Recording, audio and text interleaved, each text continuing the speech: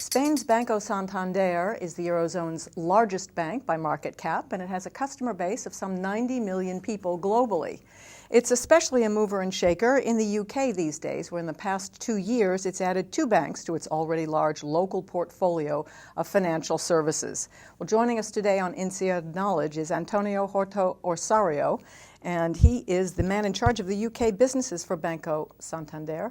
Thank you very much for being with us. It's a pleasure. 2008 was a big year for the bank.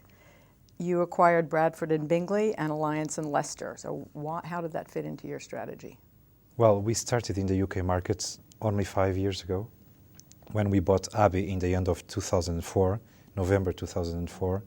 We had no presence in the UK market, but we thought, contrarily to the wisdom at the time, that we could create synergies cross-border without being present in the other market. We thought that Abbey was a especially clear case for us to do that because it had a huge customer base, 16 million people, with an underinvested franchise in terms of retail banking, given the bank had invested strongly in the last few years in both corporate and investment banking, and had poor systems, so poor knowledge about the customers. We had, on the other hand, a clear focus on retail bank. We had very good systems that we were exporting to other countries, and we had best practices in terms of commercial and retail banking that we thought we could move across. So we bought Abbey in November 2004. We paid 12 billion euros for the bank at the time. It was a very important investment for Santander, with a clear aim of being a leading player and being the most efficient and best bank in the country. How much of that was cash and how much was? Well, it was an all-stock offering, which was quite pioneering at the time as well, because it was a full cross-border transaction, and we paid our UK shareholders, so Abbey shareholders, with Santander shares. That's unusual in cross-border in the Eurozone. Which was very unusual in terms of cross-border, and with hindsight has revealed itself as a very good investment for the UK shareholders. So, but today, now you're go ahead. Just to put it into context, Abbey was a building society which had unsuccessfully tried to do, as I told you, corporate and investment banking. And we set a strategy based on 3 pillars. So let's defend and strengthen the core activity of this bank, both deposits and mortgages. But at the same time, let's make this bank, like we have worldwide in terms of core competencies, a full-fledged retail bank. And to do that, we need to make more customers use the bank as their primary bank, not like most building societies where you use them as secondary bank for your mortgage or deposits. And third, let's have growth opportunities for the future, like SME banking, like treasury activities, credit cards, asset management, like Santander does in any other country. Those were the 3 basic pillars.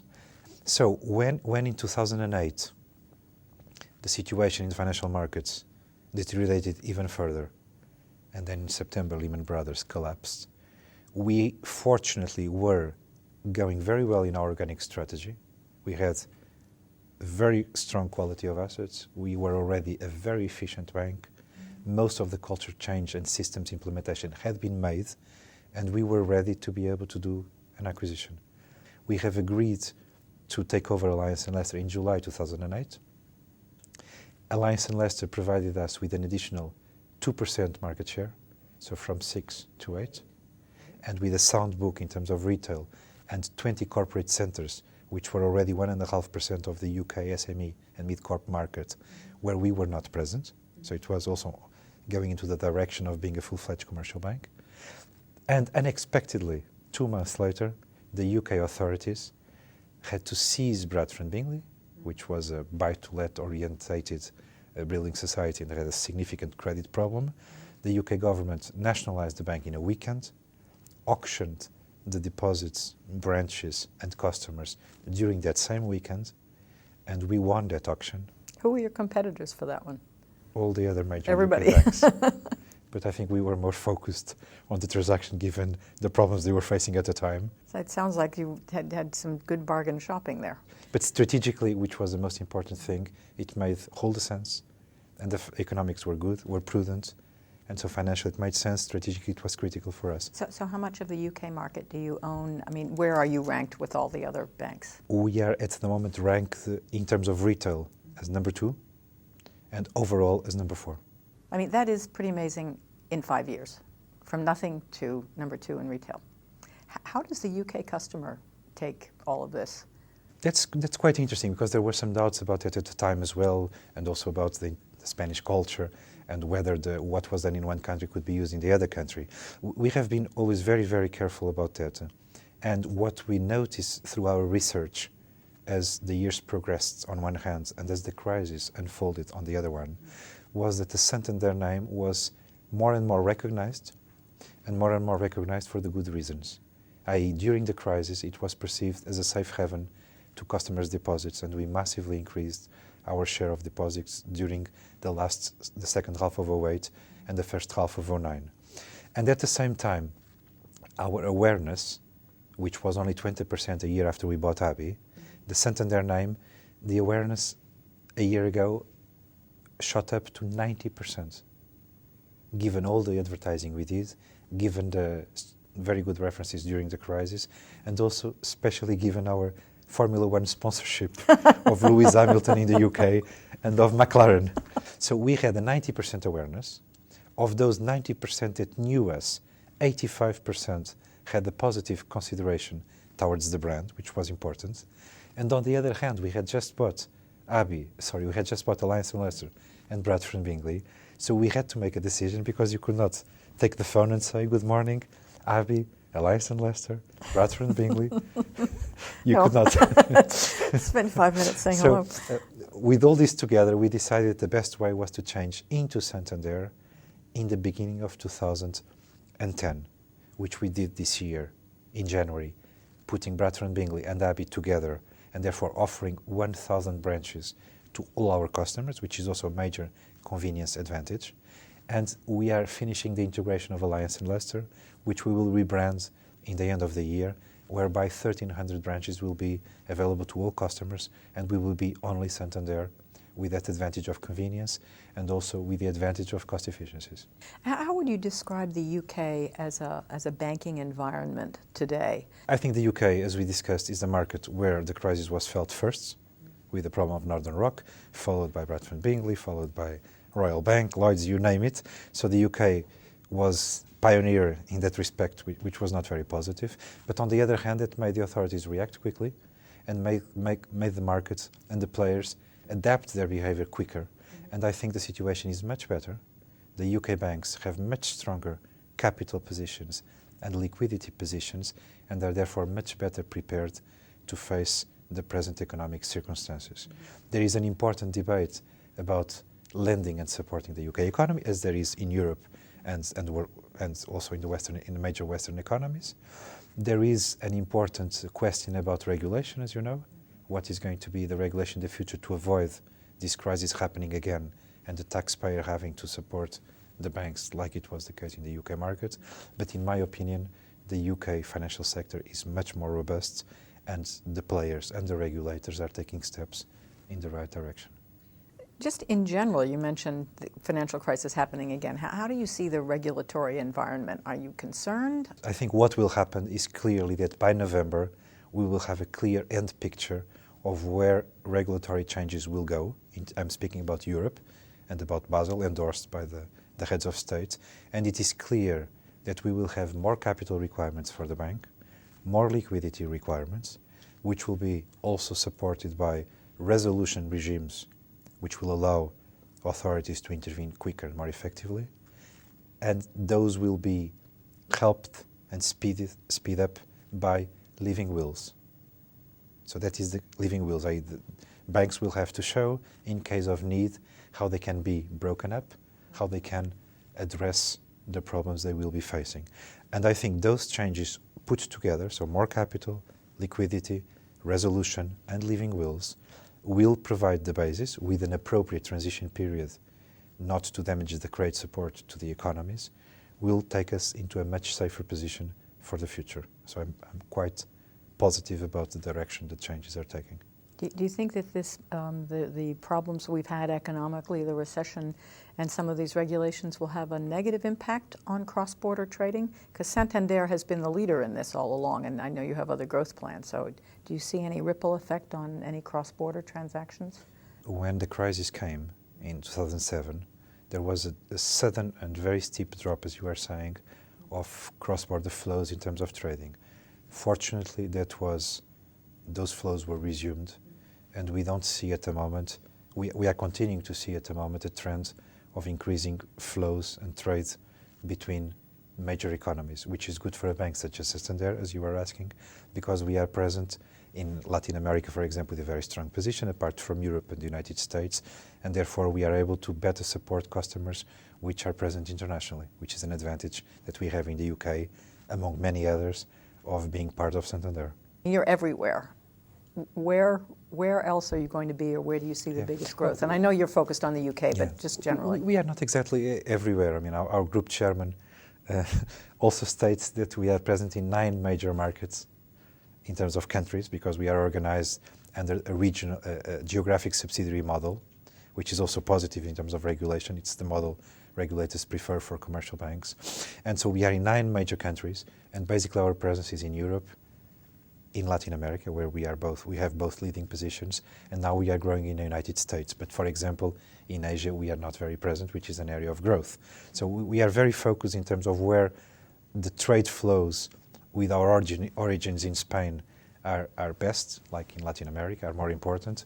We have expanded to the UK successfully. That brings advantages. We can also cross-fertilize into the United States.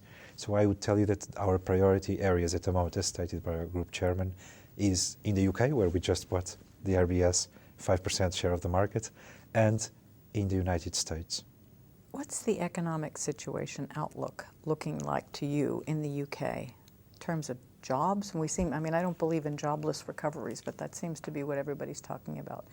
I think we had an unprecedented crisis, almost unprecedented, at least for the last 70 years. And that unprecedented crisis originated unprecedented measures of support to the economy, which was the right thing to do. But now that that panic was overcome, we have a problem in the Western economies where we have to deleverage the economies, i.e. people have to live within their means. And to live within their means needs time in order for people to adjust their income to their debt, speaking on average. And on the other hand, now we have to also gradually repay the huge fiscal boost that the Western economies injected in the economies when the crisis struck 3 years ago. So we have to deleverage and we have to adjust the fiscal position. That, in my opinion, leads me to believe that this recovery will be long and difficult. So, going to the UK specifically, I think the new government is addressing the situation with a lot of determination. Their fiscal measures were very well received by the markets. When you look in terms of market confidence, bond yields, etc., you see a lot of confidence since the government announced these measures, and even the economists, for example, strongly endorsed these measures, which is always a good sign. But these measures are very tough. They represent a very strong retrenchment in terms of fiscal policy, and the effects of these measures will be felt in the end of the year and early next year. So in the UK, like in the rest of the world, I think the UK government is taking appropriate measures. It will be a fine line, a very fine line, and the recovery will be also, in my opinion, long and difficult. What you're describing Exactly. doesn't sound good for job creation. I mean, it's... Unemployment in the UK has been constantly better than expectations, which is good. If you look back 2 years ago, most economists would tell you that unemployment would reach more than 9% by now, and unemployment, although unfortunately increased, is at 8% from 7 3 years ago. So it only increased half of what people were expecting, which was, in my opinion, a clear sign of how the UK economy is much better prepared to adapt itself than it was 20 years ago when recession struck in the 90s. So you have more people in part-time jobs, you have more flexible hours, more variable pay, and that's preserved jobs. But of course, if the economy does not continue in this growing path, companies may rethink their investment plans, and they may not hire, or they may rethink their capacity plans. So better news than thought, although obviously negative, but still a fine line. Let me end by asking you, what should business schools be teaching their students today? We're going to graduate into this unknown, seriously unknown territory full of problems. What would you like them to know? Oh, that's also a good question. I think we have had 20 years of economic bonanza. So from 2007, going back the previous 20 years, it was quite easy, I mean, figuratively speaking, to do well. The world went into the famous Goldilocks economics, which I would tell you, like Warren Buffett said, it's when the tide goes down that you see who's swimming naked. And I do not foresee those Goldilocks times to return soon. So, as I was telling you, in my perspective, the next foreseeable future, and it's not 2 or 3 years, are going to be more difficult, and therefore management will become more critical, and the MBA even more so, because it will be required for top students from INSEAD and elsewhere in the world to really show how they can make a difference. Thank you very much for being with us on INSEAD Knowledge. Thank you.